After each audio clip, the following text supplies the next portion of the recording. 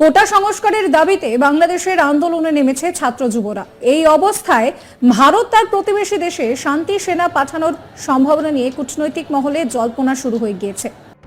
কথায় আছে, পিপিলিকার পাখা গজায় মরিবার তরে। ভারতেরও পাখা গজিয়েছে মরিবার তরে। বাংলাদেশে চলমান ছাত্র আন্দোলনকে থামাতে এবার নিজেদের সেনাবাহিনীকে পাঠাতে চায় ভারত। হ্যাঁ, আপনি ঠিকই শুনেছেন। বাংলাদেশের ছাত্র আন্দোলনকে রুখতে ভারত তাদের সেনাবাহিনীকে পাঠানোর পরিকল্পনা করেছে। শান্তিবাহিনীর নামে ভারত বাংলাদেশকে নিজেদের নিয়ন্ত্রণে নেয়ার পায়তারা করছে। এই দাবিটি আমাদের নয়, বরং পশ্চিমবাংলার মিডিয়া এমনটাই বলছে। বাংলাদেশের ছাত্রদের জঙ্গিদের সাথে তুলনা করে সেনাবাহিনী পাঠানোর পরিকল্পনা করছে ভারত। বাংলাদেশকে দখল করতে ভারতের নতুন ফন্দি এটি। ছাত্র আন্দোলনকে পুঁজি করে কোন কূটকৌশল বাস্তবায়ন করতে যাচ্ছে ভারত? বাংলাদেশে ভারতীয় সেনা প্রেরণ নিয়ে কি বলছে পশ্চিমবাংলার মিডিয়া? আসুন তা দেখি।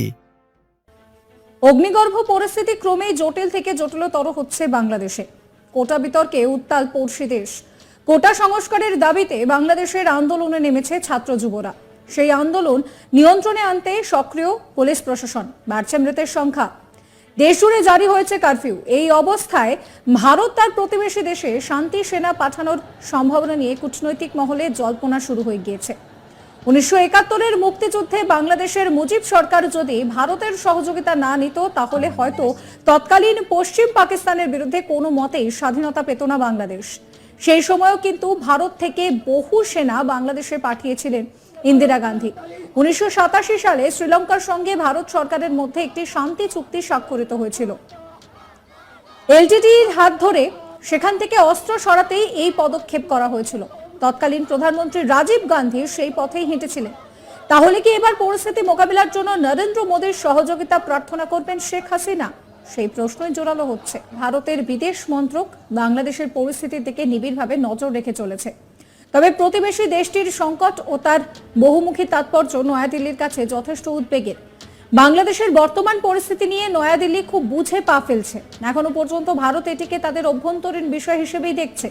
সূত্রের খবর, হস্তক্ষেপের সমস্ত দিক খতিয়ে দেখতে দফায় দফায় আলোচনা চলছে।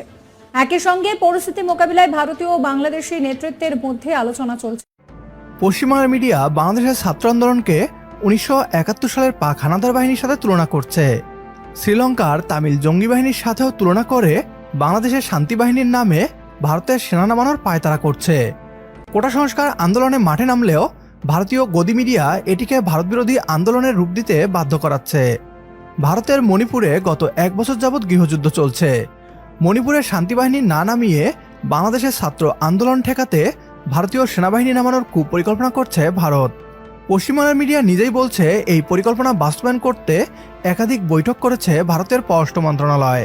যদি ভারত বাংলাদেশের সেনা নামানোর দুঃসাহস দেখায়, তাহলে ছাত্ররা রাষ্ট্র সংস্কার বাদ দিয়ে 1971 সালের মতো আরও একবার দেশের স্বাধীনতা এবং সার্বভৌমত্ব নিশ্চিতে দরকার হলে আরও একটা স্বাধীনতা সংগ্রামে রক্ত দিবে বাংলার দামাল ছেলেরা। আমার সাথে যদি আপনিও একমত হন, তাহলে কমেন্ট বক্সে ইয়েস লিখে জানিয়ে দিন আমাদের। সেই সাথে ভিডিও শেয়ার করে দেখার সুযোগ করে দিন আপনার বন্ধুদের। পরবর্তী ভিডিও দেখার আমন্ত্রণ জানিয়ে বিদায় নিচ্ছি আজ। আল্লাহ হাফেজ।